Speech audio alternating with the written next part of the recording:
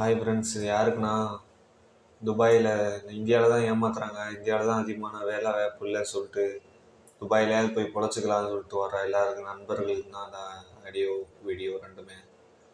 நாங்களும் அந்த மாதிரி தான் வந்தோம். வந்து வேலை தேடினப்போ ஒரு கம்பெனிக்கு வேலை தரேன்னு சொல்லிட்டு 4000 திரம்ஸ் கட்டணும், இந்த மாதிரி உங்களுக்கு கன்ஃபார்ம் வேலை வாங்கி தந்துடுவோம், செக்யூரிட்டி வேலை, சீராக ட்ரைனிங்னா போயிடுவோம், எல்லாம் நம்பிக்கை ஆஃபர் லெட்டர்லேருந்து எல்லாமே கவர்மெண்ட் கொடுத்த மாதிரியே கொடுத்தாங்க. அதே நாங்கள் நம்பினோம். நம்பி நாங்கள் மட்டும் இல்லை, ஒரு 300-450 பேருக்கு மேலே கேண்டிடேட்ஸ் அதர் கண்ட்ரிலேருந்து வந்திருந்தாங்க. நைஜீரியா, கென்யா, கனடா, அப்புறம் பாகிஸ்தான், இந்தியா, எல்லா கண்ட்ரிலேருமே இருந்து கேண்டிடேட்ஸ் சேர்ந்தாங்க. ஆனால் கடைசியில் எங்களுக்கு மிஞ்சினது ஏமாற்றம் தான். விசாவும் அடிக்கல.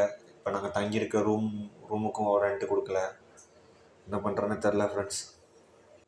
நான் துபாயை குறை சொல்லலை, துபாய் நல்லது தான். ஆனால் துபாயில் இருக்க ஆள்கார் தான் ரொம்ப தப்பாக இருக்காங்க.